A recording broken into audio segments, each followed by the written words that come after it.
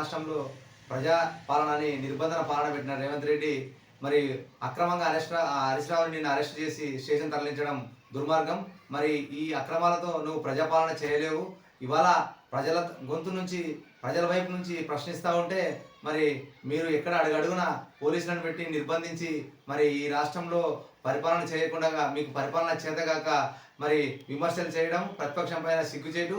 మీరు అధికార పక్షం ఉన్నట్లయితే మరి అధికార పక్షం వైపు నుంచి మీరు ఏదైనా సరే ప్రజలకు అందించాలి, మరి అభివృద్ధి చేయాలనే ఒక తపనతో ముందుకు పోతే ప్రతిపక్షం కూడా స్వాగతిస్తుంది. కానీ ఆ రకంగా కాకుండా ఇవాళ ప్రశ్నించడానికి, ఇవాళ కౌశిక్ రెడ్డి గారి ఇంటికి మాట్లాడడానికి పోతే ఇవాళ అంటే ఈ రాష్ట్రంలో మరి ప్రజాస్వామ్యంలో మాట్లాడడానికి కూడా స్వేచ్ఛ లేదా రేవంత్ రెడ్డి? మరి ఎట్లా నువ్వు మా హరీష్ రావు గారిని మరి మన కౌశిక్ రెడ్డి గారి ఇంటికి పోయి మాట్లాడడానికి పోతే కూడా నువ్వు అరెస్ట్ చేసి ఇవాళ పోలీస్ స్టేషన్లో బంధించి మరి ఈ రకంగా చేయడం దుర్మార్గం.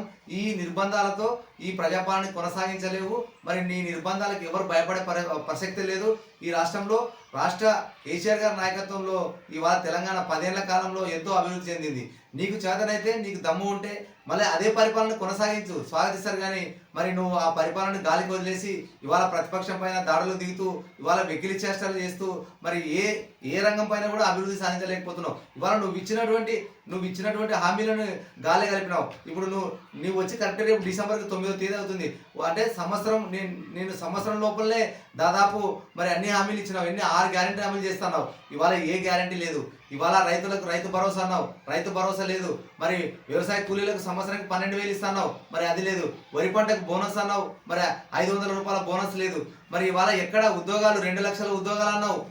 మేము వచ్చిన మొదటి సంవత్సరంలో 2 లక్షల ఉద్యోగాలు ఫుల్ చేస్తా అని చెప్పినావు. మరి నువ్వు చేసింది 12,000 చిల్లర ఉద్యోగాలు. అంటే ఇంకా 1,87,000 ఉద్యోగాలు ఇంకా ఫిల్ చేయాలి. మరి ఈ రకంగా కళ్ళబొల్లి మాటలు చెప్పి ఆ రోజు రాహుల్ గాంధీ కూడా అశోక్ నగర్కి వచ్చి విద్యార్థులను మోసం చేసి మరి మేము వచ్చిన సంవత్సరంలోపే మీకు 2 లక్షలు చేస్తానని మరి మీ రాహుల్ గాంధీ చెప్పినాడు. మరి ఇవాళ రేవంత్ రెడ్డి రాహుల్ గాంధీని కూడా మోసం చేసి ఇవాళ రాష్ట్రంలో నీ సొంత తమ్ముళ్ళ అభివృద్ధి కోసమే పనిచేస్తున్నావు తప్ప ఈ రాష్ట్రానికి నీవు ఒరగబెట్టింది లేదు, చేసిందేం లేదు. ఎక్కడ చూసినా ఈ రాష్ట్రంలో అల్లకల్లోలం, మరి అభివృద్ధి లేదు, ఏం లేదు. ప్రజలకు ఇచ్చిన మాటలు వాగ్దానాలు గాలి కలిపేసినావు. మరి ఇవాళ ఈ రైతు రుణమాఫీ అన్నావు. రైతు రుణమాఫీ ఎక్కడ చేసినావు? 40 లక్షల మంది రైతుల కంటే ఇవాళ నువ్వు చేసింది 22 లక్షల మందికి 31,000 కోట్ల పైసల రుణమాఫీ చేస్తా అని చెప్పినావు. నువ్వు చేసింది ఇప్పుడు మొన్నటికి 22,000 చేసినావు. అంటే ఈ రకంగా మొత్తం ఎక్కడ అడుగడుగున అబద్ధాలు చెప్తూ అడుగడుగున మోసం చేస్తూ ఇవాళ ఏ వర్గానికి కూడా మరి సాటిస్ఫై లేకుండా ఇవాళ నీ స్వలాభం కోసం ఢిల్లీకి మూటలు మోస్తూ అదే పని పెట్టుకున్నావు తప్ప ఈరోజు రాష్ట్రంలో ఎక్కడ అభివృద్ధి లేదు.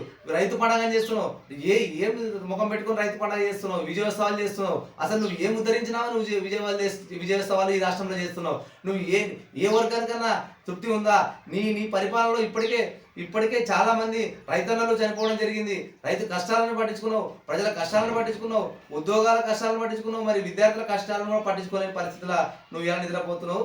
మరి ఖచ్చితంగా మా ప్రతిపక్షం నుంచి మా కేటీఆర్ గారు కానీ, మా హరీష్ రావు గారు కానీ, కేసీఆర్ గారి నాయకత్వంలో నిన్ను మెడలు వంచి ఖచ్చితంగా అభివృద్ధి చేసే విధంగా మరి నువ్వు ఇచ్చిన హామీలను, వాగ్దానాలను నెరవేర్చేంత వరకు మీ వెంటబడి పోరాటం చేసి కొన్న హామీలు నెరవేర్చే విధంగా పోరాటం చేస్తామని డిమాండ్ చేస్తున్నాం.